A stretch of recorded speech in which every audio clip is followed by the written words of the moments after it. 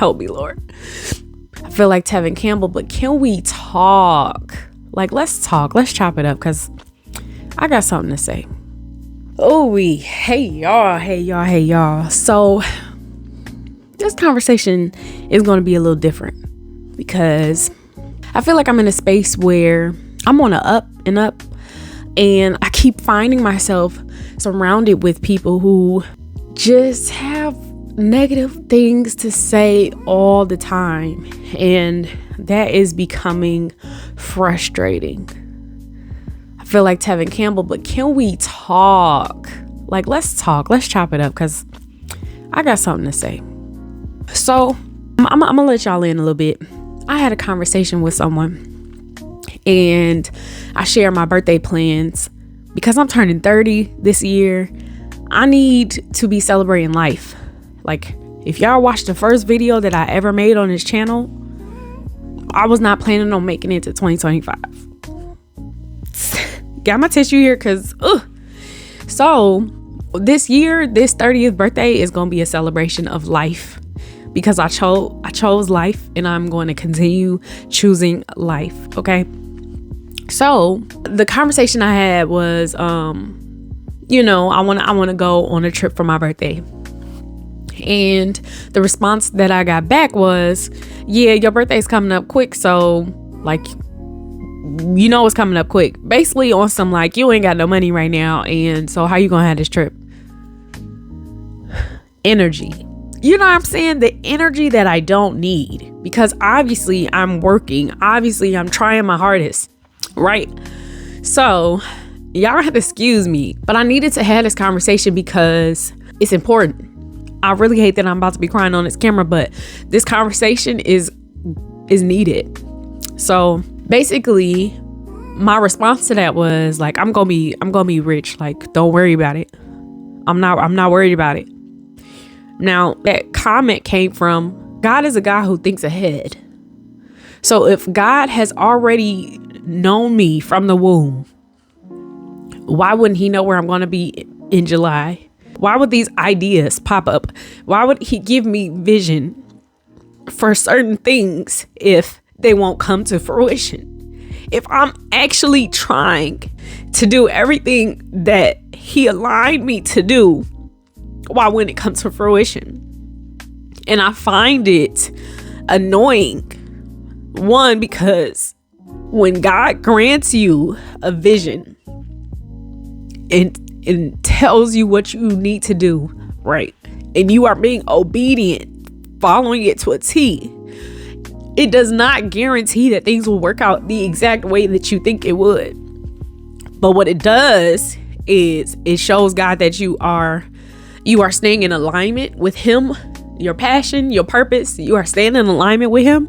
So that means because you are not outside of his will, outside of your will, that means he's going to continue to provide. It gets to a point where it's annoying when the people who raised you to believe how powerful God is, how much of a provider God is, how he continues to do seen and unseen miracles. But when it comes to your life and your situation, they keep spewing and projecting their fears on you. That is devastating and it's frustrating because you taught me to believe that anything is possible. You taught me to believe that God can do anything and that I can do anything because I'm made in his image. But when it comes down to me talking about wealth, because your vision is limited, don't project that fear and scariness and visionless fear on people just because you can't see it. Don't project that on people. You taught me that God can do exceedingly and abundantly. Why don't you believe that he gonna do it for me? And I think it's hard because I'm on a journey, obviously, of financial wealth, generational wealth. But because I haven't seen it in my family before, those type of comments make it hard because it shows that I'm gonna have to be on this journey by myself. So like, I already don't know what this journey looks like. And now I'm putting myself out there doing a lot of things I've never seen done before, and I'm gonna have to do it by myself. I know I'm gonna have God with me, but I'm just saying, like, having people that you can bounce ideas off of and share your vision with, but you can't continue sharing your vision with people who can't see. And so it's almost like you got to find the right people and things like that. But at the end of the day, nobody gonna have your back like God does. Nobody's gonna validate what God said except for the one who said it. So this journey is a lonely one, right? But I am trying to change that mindset that it's beyond a lonely, it's just a me and God thing. It's not loneliness, because God is everything that I need. And so if God is everything that I need and I'm everything that I need, together, like, we're okay. And so that frustrated me really bad, and it made me sad. Like, obviously it's still making me feel some type of way, but it was one situation. Another situation that happened about a week ago, 2 weeks ago. Someone else said, basically, the journey of my sister and I's podcast, basically they said we could have been making money instead of doing that little podcast and that little podcast challenge. And I know that same person would have flipped their words if the podcast would have taken off and we would have gotten paid for it. So again, it's frustrating. Now the people I'm surrounding myself with, or that I've surrounded myself with for so long, I'm seeing that it's to the point where if they want recognition for my success, because the type of people that made that comment would actually say something like, oh, that was my idea, I'm the reason why. So my success speech, I already practiced it. I'm just playing, but my success speech when it comes to that person in particular is a thank you for spewing so much negativity and projecting so much fear on me, that it was the fuel to my fire to want to be great and to want to do all these wonderful things. But anywho, so that comment was first, and then they decided to say faith without works is dead. So like, you not where you want to be because you ain't putting in the work. But it's funny because this person we rarely talk to. How you know what work I'm putting in? Don't piss me off. And so it's just like one situation where somebody pissing me off, spewing negativity, projecting their fears on me. And then you have another situation all in the span of 2 weeks. So at this point, I'm completely devastated. I'm irritated. So I journaled. I wrote it out because at this point that was too much to write. So because my hand would have cramped up, hand would have got all, you know what I mean? So I had to type it out. Then I had to go to down to the basement to fix something, and the basement was half dim, so half dark. I turned one light on in the whole basement, and God told me to sit down. And I hesitated at first because I was about to keep going upstairs because the basement, sitting down, what? But I realized when that situation took place, when both of those situations took place, I went straight to journaling and I didn't go straight to God, right? So let me see what that looks like. So I sat down and talked to him, and I'm looking at my computer because I need to know what was said. I need to remember. So basically, I say, yo, people are scared. But I'm not. And God always says he can't force people to do anything. He can't force people to want to follow him, right?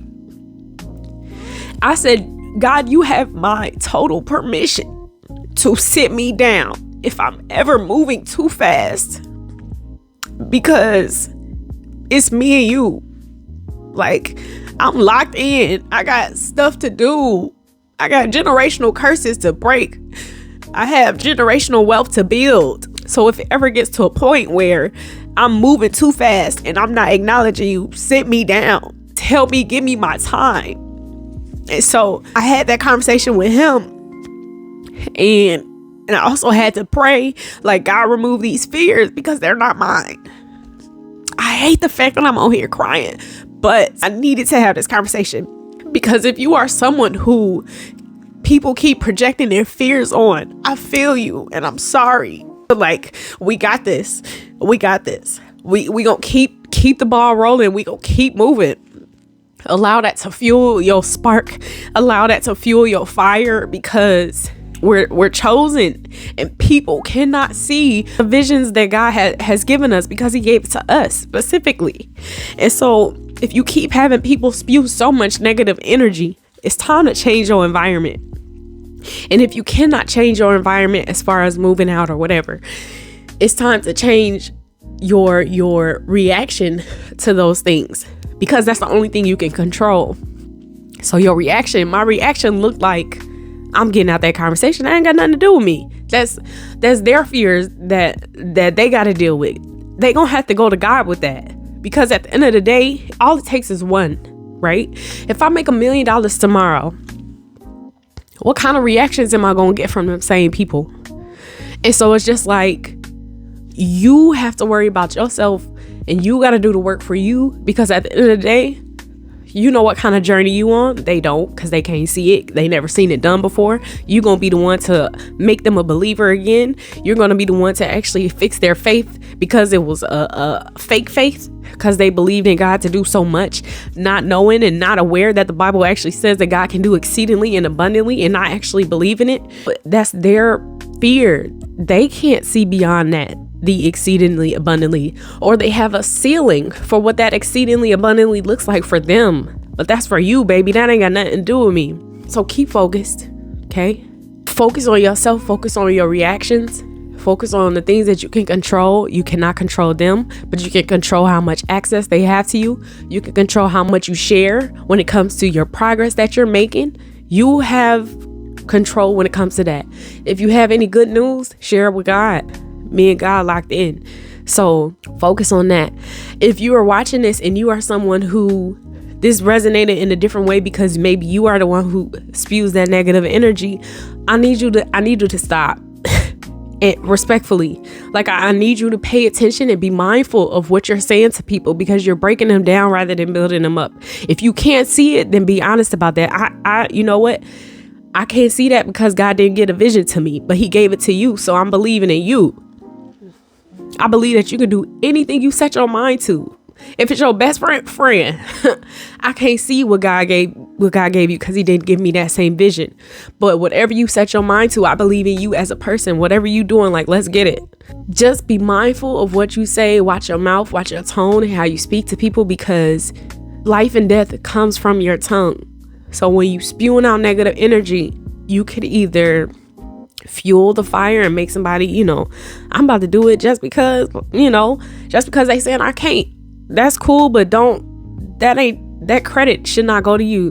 Be nice, be kind, because your words, man, they matter. So be kind and be mindful of how you speak to people, especially people who are coming to you with ideas. What did Erykah Badu say? Like, hey, I'm an artist. I'm sensitive about my ish. So that's any creative, any person, any chosen one coming to you, sharing their ideas. If you can't handle it, then be like, be honest. I can't see that right now. And I'm just being honest. God didn't give me that vision. He gave it to you. But whatever you put your mind to, I know you can do it. I trust you. I believe you. So let's get it. Be supportive from afar. If you feel you gonna spew negative energy, be supportive from afar. So at this moment, I know that this looks like a solo journey for me. And again, it does look like a lonely one, but don't think of it as lonely. I'm not in a spirit of lack. Okay. So loneliness can look like lack, meaning you don't have the right people around you, but I'm not in a spirit of lack. I have everything I need. Okay. Tell yourself you got everything you need to do what God has shown you and told you could do. And also, when it comes down to you in this journey, if people are spewing their negative energy on you and their fears and projecting their fears on you, is to be quiet about what's happening. Only speak on it when it's done. And I say trust, like the people you trust, people you can put your whole heart in and feels right when you consult with God to speak to them about it, then speak to them about it. But don't just tell everybody your vision. Don't just tell everybody what you have coming up, because they talk about monitoring spirits and people who are listening just so they could, tear down what you're trying to build up. But just be mindful as far as who you sharing it with, because it can also look like jealousy, and that can also deter you or slow you down from your personal journey. So I hope y'all excuse the tears, but I really had to get this out. I really had to share this because your journey matters. How you handle your journey matters, because sometimes it's not even about the destination. It's about the journey and what you learn throughout that journey. So you got this. You are doing an excellent job. If no one has told you, I'm proud of you. Keep moving, keep pushing. If you fall, just make sure you fall forward and you keep rolling. Keep rolling. If you falling down a hill, baby, let that momentum take you and keep rolling and keep moving forward. We got this. You got this. I'm proud of you. Okay. Love you. Peace.